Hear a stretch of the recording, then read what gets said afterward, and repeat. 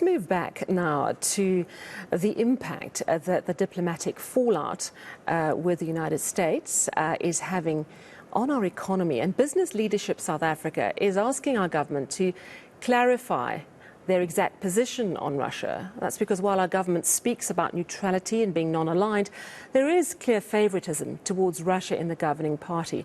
South Africa is the biggest beneficiary of the Africa Growth and Opportunity Act, or AGOA, which allows us to export many products duty-free to the USA. But that deal comes with conditions which we may have fallen foul of. Let's discuss the concerns for our economy in the wake of this diplomatic fallout now with Busi Mavuso, CEO of Business Leadership South Africa. Thank you so much for joining us. You know, this has been such an area of concern since Thursday last week when Ruben Brigety said he would bet his life on South Africa having given arms to the USA.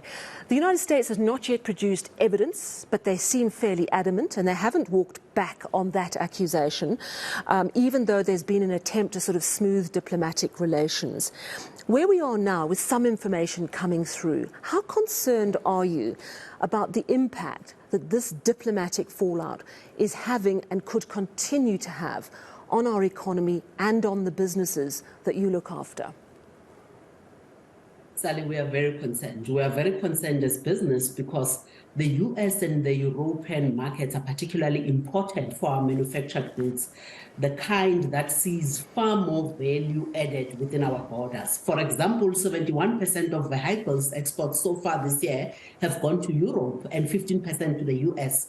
More than a third of our exports go to America and Europe, and around 37% of our imports come from there. The US supply chains related to AGOA, and remember, South Africa is the biggest beneficiary, of AGOA. So the US supply chains that are related to AGOA are deeply embedded in our wider economy beyond simply direct exports, supporting many jobs far beyond the businesses that are directly exporting. So a loss of these trade relationships would be devastating for employment. It is going to leave our economy far more reliant on raw materials exports to other developing countries. We are already seeing major ructions on our financial markets. The rand is sitting at over 19 rands today. It has been sitting there, I think, since after last week, after the US ambassador made their announcement. South African government bonds have been hit hard. This means that it is substantially more expensive for government to roll over its growing debt obligations, increasing the amount of of debt that government has to pay to service the debt, and it is leaving less available to fund the most important public services. So the prospects, especially of losing AGOA, so for South Africa, is going to be a very real risk. And I think that is what is at stake here. It's one thing for government to say they are non-aligned, but their actions are not saying non-alignment, Sally. I had a report, and I don't know how true this is, that the commander of the South African Ground Forces, Lieutenant General Lawrence Mbata, has led a delegation to Russia that is discussing issues relating to military cooperation and interaction that is aimed at the implementation of projects for improving. What does that even mean? Why are we?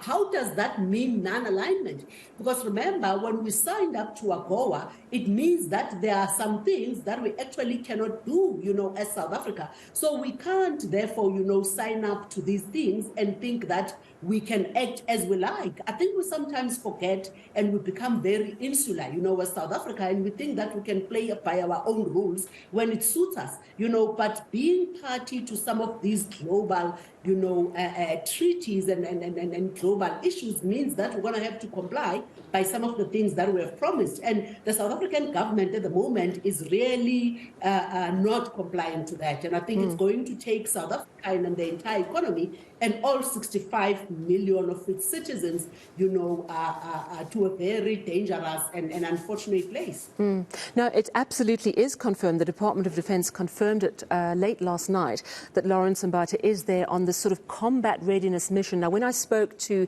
the DA's Shadow Defense Minister, he said, look, it's not necessarily unusual, but the timing and the optics of us sending a delegation to Russia after what's just been levelled at us by the US ambassador is appalling, really.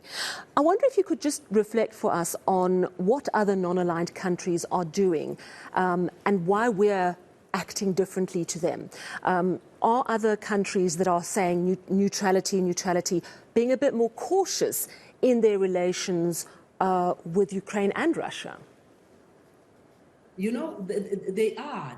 And what South Africa is doing is actually not screaming non-alignment. You know, government, for instance, I think needs to actually make clear, you know, whether an export permit had been granted to supply arms to Russia. The Department of International Relations and Cooperation said that the National Convention Arms Control Committee has no record of an approved arms sale to Russia.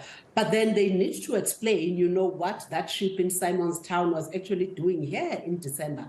Who gave it access, and what was the reason for the South African government to actually giving it access? Because I think these are some of the actions that scream, you know, not non-alignment. They actually scream alignment, you know, and I think if really we have supplied arms to Russia, it means that it is going to leave us in conflict with the requirement that we have actually signed up to from an AGOA perspective, you know, and I think it really has dire consequences, and we're going to have to give reasons as to what happened very soon. And I don't think that the president setting up a commission of inquiry to look into this is sufficient, Sally. I think by the time that report of the Commission of Inquiry comes out, it's actually going to be too late.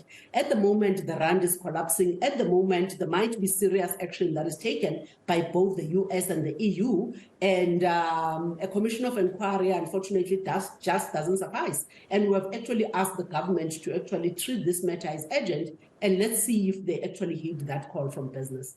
Important message. It's certainly not over. Things may have been smoothed somewhat, but that message was received loud and clear. The United States very concerned about that ship and what it was doing in our port last year. Thank you so much for chatting to us this evening. Much appreciated. That is Busi Mavuso. She's the CEO of Business Leadership South Africa. She says government has to act with speed to clarify this issue because we are risking the collapse of our rand and we are risking a number of important trade agreements.